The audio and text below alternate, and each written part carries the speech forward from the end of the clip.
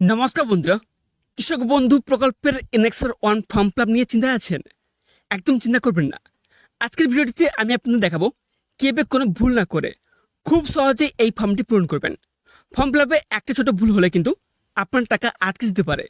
তাই ভিডিওটি না টেনে শেষ পর্যন্ত দেখতে থাকুন এবং চ্যানেলে নতুন হলে অতি অবশ্যই চ্যানেলটিকে সাবস্ক্রাইব করে পাশ থেকে বেল আইকনটি অন করে রাখুন। কৃষক বন্ধু প্রকল্পের এনএক্সআর 1 ফর্মটি আপনারা যখন হাতে পাবেন, দেখবেন এখানে ফার্স্ট কি লেখা রয়েছে যে এনএক্সআর 1 অর্থাৎ সংযোজনী 1 ফর্ম। ঠিক আছে, কৃষক বন্ধু নতুন প্রকল্পের ক্ষেত্র সমীক্ষা ফিল্ড ভেরিফিকেশন জন্য যাচাইকরণ ফর্ম। প্রথমে দেখবেন এখানে চাওয়া হয়েছে কৃষক বন্ধু অর্থাৎ কেবি আইডি নাম্বার।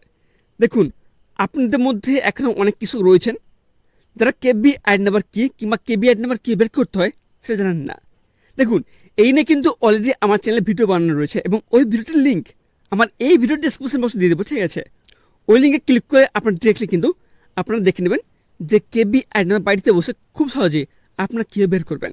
ঠিক আছে, তারপর দেখবেন নেক্সট অপশন এখানে কী বলা হয়েছে ক্রমিং নাম্বার অর্থাৎ সিরিয়াল নাম্বার। এটা আপনারা কোনো কিছু দেবেন না, ফাঁকা রাখবেন। তারপর আপনার নিচে আসবেন, আসার পর দেখবেন এখানে কী চাওয়া হয়েছে যে ক্রমিং নাম্বার এবং তথ্য বিবরণ কিন্তু দিতে বলা হয়েছে। ঠিক আছে, ফার্স্ট অপশানে কী রয়েছে সুবিধাভোগীর নাম।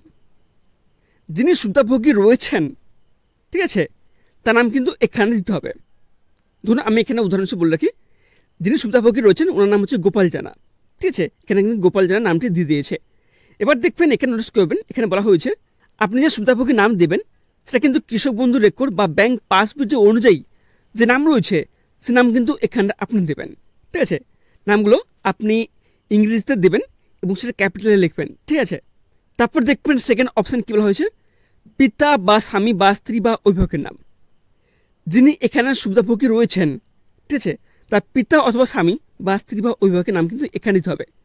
এখানে দেখবেন আমি যেহেতু সুবিধাভোগী নাম দিয়েছি গোপাল জানা, ওনার পিতার নাম হচ্ছে বিমল জানা, এই জন্য এখানে বিমল জানা দিয়ে দিয়েছে। বুঝতে পারলাম। নেক্সট দেখবেন এখানে বলা হয়েছে ঠিকানা। যিনি সুবিধাভোগী রয়েছেন তার ঠিকানা কিন্তু এখানে দিতে হবে। এই ছোট জায়গায় রয়েছে, এই ছোট জায়গার মধ্যে আপনি চেষ্টা করবেন আপনার ভিলেজ এবং পোস্ট দেওয়ার জন্য। তারপর খেয়াল করবেন এখানে বলা হয়েছে জেলা বা ডিস্ট্রিক্ট। সুবিধাভোগী কোন জেলায় বসবাস করে থাকেন সেই জেলার নাম কিন্তু এখানে আপনি দিয়ে দেবেন। নেক্সট রয়েছে ব্লক। সুবিধাভোগী যে ব্লক রয়েছে সেই ব্লকের নাম কিন্তু এখানে আপনি দিয়ে দেবেন, ইংরেজিতে লিখবেন। ঠিক আছে, ক্যাপিটালে। নেক্সট রয়েছে কি গ্রাম পঞ্চায়েত। গ্রাম পঞ্চায়েতের নাম কি নামটি এখানটা দিয়ে দেবেন। রয়েছে মৌজা বা গ্রাম। মৌজা বা গ্রামের যে নাম রয়েছে নামটি এখানে আপনি দিয়ে দেবেন। তারপর নিচে খেয়াল করবেন এখানে বলা হয়েছে সুবিধাভোগীর বিবরণ। ঠিক আছে, অর্থাৎ যিনি সুবিধাভোগী রয়েছেন তার ব্যাংকের বিবরণ কিন্তু এখানটায় দিতে হবে। তারপর দেখবেন এখানে অপশান রয়েছে ব্যাংক ও শাখার নাম। দেখুন এখানে আপনি বলে রাখি এখানে যিনি সুবিধাভোগী রয়েছেন, ঠিক আছে, ওনার যে ব্যাংক অ্যাকাউন্ট রয়েছে এবং যিনি কৃষক বন্ধু প্রকল্পের যে ব্যাংক অ্যাকাউন্ট দিয়ে রেখেছেন ওই ব্যাংকের নাম কিন্তু এখানটা আপনি দেবেন এবং কমা দিয়ে এখানে দেখবেন বলা হচ্ছে শাখার নাম। আপনার যে ব্যাংক অ্যাকাউন্ট থাকুক না কেন, ঠিক আছে, সেই ব্যাংকটির নাম দেবেন এবং কমা দিয়ে তার শাখার নামটি দিয়ে দেবেন। বুঝতে পারলাম। তারপর দেখবেন নেক্সট কী রয়েছে আইএফএসসি কোড। যে ব্যাংক রয়েছে ওই ব্যাংকের একটি আইএফএসসি কোড রয়েছে, সেই আইএফএসসি কোডটি এখানটা আপনি দিয়ে দেবেন। তারপর রয়েছে ব্যাংক অ্যাকাউন্ট নাম্বার। ওই যে ব্যাংক অ্যাকাউন্ট নাম্বারটি রয়েছে নাম্বারটি এখানটা আপনি দিয়ে দেবেন। তারপর বলা হয়েছে আধার সংযুক্ত মোবাইল নাম্বার। আপনি ওই মোবাইল নাম্বারটি দেবেন যে মোবাইল নাম্বারটি আধার কার্ডের সঙ্গে লিঙ্ক করা রয়েছে। ঠিক আছে, সেই মোবাইল নাম্বারটা এখানে আপনি দিয়ে দেবেন। তারপর বলা হয়েছে আধার নাম্বার। যেহেতু আধার কার্ড সবার রয়েছে, যিনি সুবিধাভোগী রয়েছেন তার যে আধার নাম্বার রয়েছে নাম্বারটি এখানে আপনি দিয়ে দেবেন। তারপর নেক্সট এখানে বলা হয়েছে যে এপিক নাম্বার। দেখুন যিনি সুবিধাভোগী রয়েছেন, ঠিক আছে, ওনার যে ভোটার কার্ড রয়েছে সেই ভোটার কার্ডের নাম্বারটি কিন্তু এখানে আপনি দিয়ে দেবেন। নেক্সট কী বলা হয়েছে এসি নাম্বার, পার নাম্বার এবং সিরিয়াল নাম্বার। দেখুন আপনার এসি নাম্বার, পার নাম্বার বা সিরিয়াল নাম্বার যদি জানা থাকে সেক্ষেত্রে নাম্বারগুলো এখানটা দিয়ে দেবেন। ঠিক আছে, যদি আপনার না জানা থাকে সেক্ষেত্রে আপনারা কী করবেন ভোটের ঠিক আগে বিএলওরা প্রত্যেকে বাড়িতে বাড়িতে কিন্তু একটি করে ভোটার স্লিপ দিয়ে গেছিলো। ঠিক আছে, ওই ভোটার স্লিপ যদি এখনও আপনার কাছে থেকে থাকে ওখান থেকে আপনারা চেক করেন, ওখান থেকে কিন্তু আপনার এসি নাম্বার, পার নাম্বার এবং সিরিয়াল নাম্বার পেয়ে যাবেন। এছাড়াও আপনি একটি কাজ করতে পারেন, একটি উপায় রয়েছে অনলাইনের মাধ্যমে। অনলাইনে কী বের করবেন এনে কিন্তু অলরেডি ভিডিও বানানো রয়েছে, আপনার চাইলে আমার এই চ্যানেলে দেখে নেবেন। নেক্সট রয়েছে SIR/WBLA 2026 ভোটের জন্য ASDD তালিকাটা পাওয়া গেছে। অর্থাৎ SIR 2026 লিস্টে কি আপনার নাম ছিল? যদি নাম থাকে সেক্ষেত্রে এখানটা আপনি ইয়েস করবেন, নাকি নো করে দেবেন। নেক্সট রয়েছে আপিল ট্রাইব্যুনালে মুলতবি রয়েছে। আপনি কি আপিল ট্রাইব্যুনালে আবেদন করেছেন এবং সেটা মুলতবি রয়েছে? যদি হ্যাঁ হয় এখানে ইয়েস করবেন, নাকি নো লিখবেন। নেক্সট রয়েছে মুলতবি CAA আবেদন। আপনি কি CAA-তে আবেদন করছেন এবং সেটা মুলতবি রয়েছে? যদি হ্যাঁ হয় এখানে ইয়েস লিখবেন, নাকি নো লিখবেন। নেক্সট রয়েছে PM কিষানের সুবিধাভোগী কিনা। দেখুন এখানটা আপনি বলে রাখি, এখানে যিনি সুবিধাভোগী রয়েছেন, ঠিক আছে, উনি কৃষক বন্ধু প্রকল্পের পাশাপাশি PM কিষান প্রকল্প থেকে সুবিধা পেয়ে থাকেন কিনা। যদি পেয়ে থাকেন তাহলে এখানে আপনারা ইয়েস লিখবেন, এখানে নো লিখবেন। ঠিক আছে। নেক্সট কী বলা হয়েছে, প্রধান পেশা। যিনি সুবিধাভোগী রয়েছেন ওনার প্রধান পেশা কি, অর্থাৎ প্রাইমারি অকুপেশন কি। ঠিক আছে, যদি উনি কৃষিকাজ করে থাকেন তাহলে এখানটা আপনারা ফার্মার লিখে দেবেন, কিংবা আরও যে লেখা রয়েছে এখানে তথ্য দেওয়া রয়েছে আপনার ভালো করে পড়ে নেবেন। তারপর দেখবেন নেক্সট এখানে কি বলা হয়েছে, চাষযোগ্য জমি বিবরণ। যিনি সুবিধাভোগী রয়েছেন তার চাষযোগ্য যে জমি রয়েছে সে সমস্ত জমির তথ্য কিন্তু এখানে দিতে হবে। ফার্স্ট কি রয়েছে, JL নাম্বার। দেখুন আপনার যে JL নাম্বার রয়েছে, যদি আপনার একটি নাম্বার থাকে সেক্ষেত্রে আপনারা এখানে একটি নাম্বার দেবেন। যদি আপনার জমির একাধিক JL নাম্বার থেকে থাকে সেক্ষেত্রে আপনার নাম্বার দিয়ে কমা দিয়ে বাকি নাম্বারগুলো দিয়ে দেবেন। নেক্সট রয়েছে খতিয়ান নাম্বার। আপনার যে খতিয়ান নাম্বার রয়েছে নাম্বারটি দেবেন। যদি এক নাম্বার হয় এক নাম্বার দেবেন, যদি একাধিক নাম্বার হয় তাহলে নাম্বার কমা দিয়ে নাম্বারগুলো দিয়ে দেবেন। নেক্সট রয়েছে দাগ নাম্বার। আপনার একটি নাম্বার হলে এখানে এক নাম্বার দেবেন এবং কমা দিয়ে, যদি একাধিক নাম্বার থাকে তাহলে কমা দিয়ে নাম্বারগুলো দিয়ে দেবেন। নেক্সট বলা হয়েছে চাষযোগ্য জমির পরিমাণ কত, সেটা কিন্তু একর আকারে দিতে হবে। সেটা আপনার মোট চাষযোগ্য, অর্থাৎ আপনার জমি রয়েছে কত পরিমাণ জমির উপরে আপনি চাষ করে থাকেন সেই সংখ্যাটা কিন্তু একর আকারে দিয়ে দেবেন। নেক্সট রয়েছে স্বত্বলিপি ROR এর তারিখ, খতিয়ান তারিখ। আপনার যে খতিয়ান রয়েছে তার যে তারিখ রয়েছে তারিখটা কিন্তু এখানে দিয়ে দেবেন।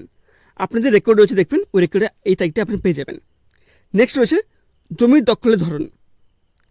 আপনার যে চাষযোগ্য জমি রয়েছে সেটা আপনারা কী করে পেয়েছেন, সেটা কি আপনি কিনেছেন, নাকি উত্তরাধিকার হিসেবে পেয়েছেন, নাকি হস্তান্তর হয়েছে, নাকি অন্য কিছু। যদি আপনি মনে করেন যে আপনার চাষযোগ্য জমি রয়েছে সেটা আপনি কিনেছেন, সেক্ষেত্রে এখানটা আপনি লিখে দেবেন পারচেস। যদি ওই জায়গাটি আপনি উত্তরাধিকার হিসেবে পেয়ে থাকেন সেক্ষেত্রে এখানটা আপনারা কি লিখবেন, যে ডেথ মিউটেশন।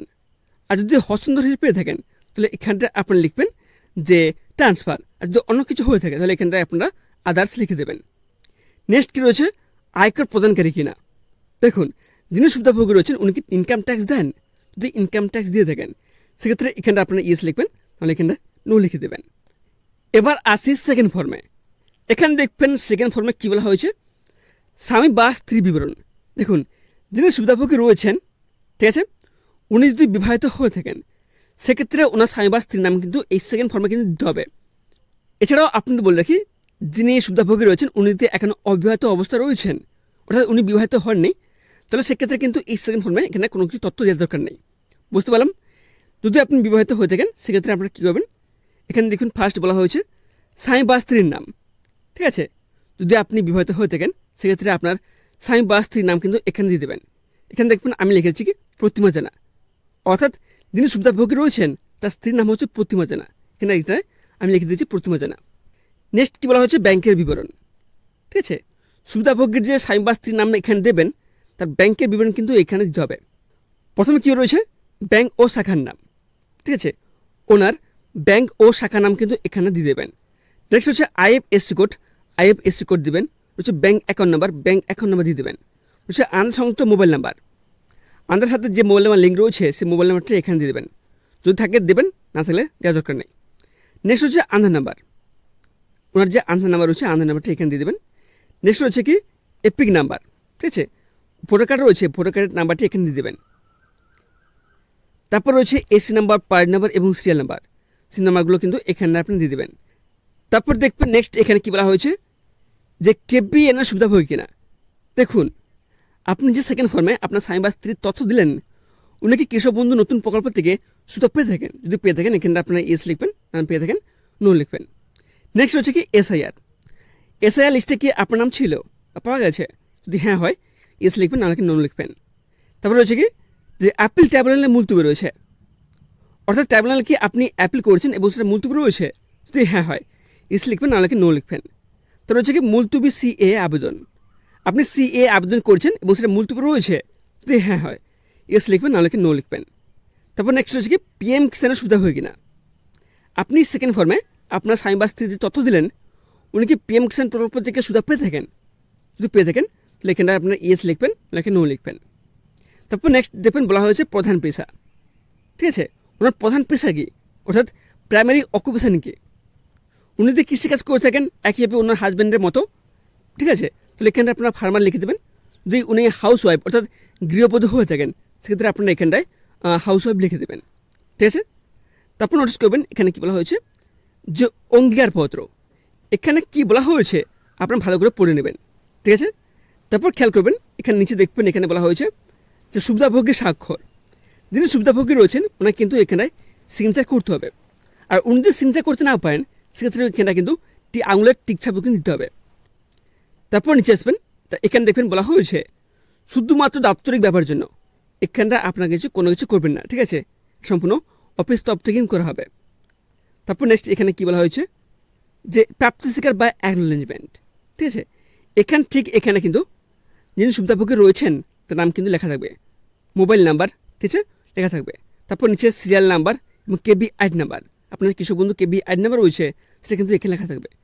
তারপর দেখবেন নেক্সট এখানে কী বলা হয়েছে আবেদন গ্রহণকারী আধিকারিকের স্বাক্ষর। দেখুন এখানে আপনি বলে রাখি আপনার আবেদন ফর্মটি যে আধিকারিক গ্রহণ করবেন তিনি কিন্তু এখানে সিগনেচার করবেন, ঠিক আছে। তারপর এটা কিন্তু যে রয়েছে অ্যাকনোলেজমেন্ট প্রাপ্তি স্বীকার, এটা কিন্তু কেটে আপনাদের দিতে হবে। তো এই ছিল কৃষক বন্ধু এনএক্সআর 1 ফর্ম ফিল-আপের সম্পূর্ণ পদ্ধতি। আশা করি ভিডিওটি আপনাদের কাজে লেগেছে। এবার আপনাদের বলে রাখি, যদি আপনি মনে করেন যে এই ফর্মটি আপনি ডাউনলোড করবেন কী করে, দেখুন আমার এই ভিডিও ডেসক্রিপশন বক্সে টেলিগ্রাম চ্যানেল লিঙ্ক রয়েছে, ওই লিঙ্কে ক্লিক করে কিন্তু আপনারা এই কৃষক বন্ধু এনএক্সআর 1 ফর্মটি পিডিএফ ফাইলটি পেয়ে যাবেন। ওটা আপনি ডাউনলোড করবেন, ডাউনলোড করে আপনারা প্রিন্ট আউট করে নেবেন, ঠিক আছে। এবং এর সাথে আপনাদের বলে রাখে যে এই দুটি ফর্মের সাথে আপনারা কোন কোন ডকুমেন্টস অ্যাটাচ করে জমা দেবেন।